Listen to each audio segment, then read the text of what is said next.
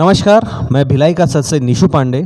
आज भिलाई में राजेन अरोरा जो पूर्व सभापति थे भिलाई के, उनके द्वारा एक प्रेस कॉन्फ्रेंस ली जाती है, उसके बारे में आपका क्या कहना है?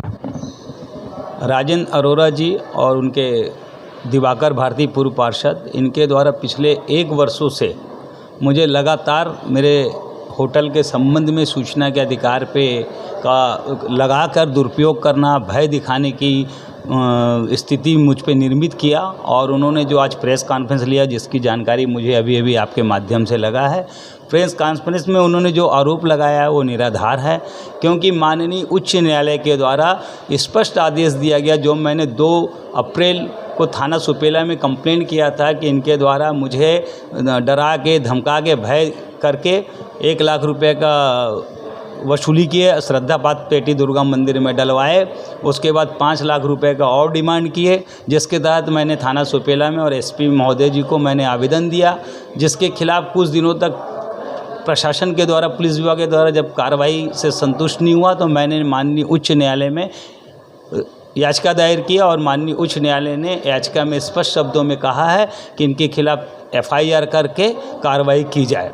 उसके तहत मैंने 25/6 को थाना सुपेला में उनकी कॉपी, उच्च न्यायालय की कॉपी प्रस्तुत करके थाना सुपेला में 25 तारीख को FIR कराई, जिसके तहत मैंने FIR कराकर, बस मैं यही कहना चाहूँगा कि मेरे खिलाफ जो उन्होंने PIL लगाया है, शासन नगर पालिक निगम के द्वारा PIL का जवाब भी प्रस्तुत कर चुका है। मेरे पास किसी भी तरह का, मैं अपने होटल से संबंधित कभी भी जी रोड जो 53 की बात कर रहे, कभी भी जाम की स्थिति उत्पन्न होने नहीं दिया। और मैं अपने पार्किंग की व्यवस्था, स्वयं की जो मेरी बेसमेंट की व्यवस्था है, मैं सुचारू रूप से कर रहा हूँ, नियम के तहत कर रहा हूँ, मेरे दोनों होटल में कर रहा हूँ। आज तक मेरे होटल के कारण कभी भी जी रोड जाम की स्थिति नहीं हुआ और न किसी भी आम नागरिक को परेशानी की सामना करना पड़ा। चूँकि उसके संबंध में माननीय उच्च न्यायालय में जो PIL लगा है, हमारे यातायात विभाग के द्वारा स्पष्ट शब्दों में जवाब प्रस्तुत कर दिए हैं कि भाई इस हमारे होटल अमित इंटरनेशनल के सामने आज तक किसी भी जाम की स्थिति नहीं हुई है, ना भी कोई भी चालानी कार्रवाई की गई है।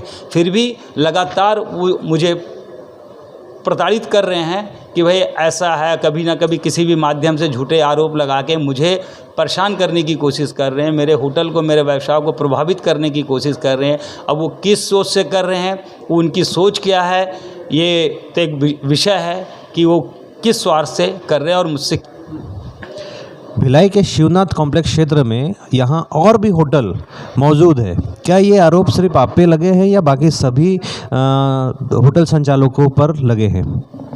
ये आपका बहुत ही अच्छा क्वेश्चन है।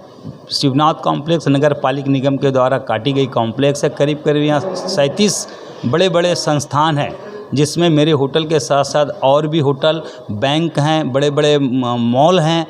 सब जगह को टारगेट नहीं बना के व्यक्तिगत सिर्फ मेरे को एक टारगेट बनाना, मेरे होटल को टारगेट बनाना, ये अपने आप में एक क्वेश्चन है। और निश्चित ही कहीं ना कहीं दबाव बनाने की कोशिश है, कहीं ना कहीं स्वार्थ की कोशिश है उनके द्वारा, इसलिए मुझे ही अकेला टारगेट बनाया गया। आज जो प्रेस कॉन्फ्रेंस होती है, उससे लगता है कि राजेन अरोरा डरे हुए हैं और उनको आपका भय भी है।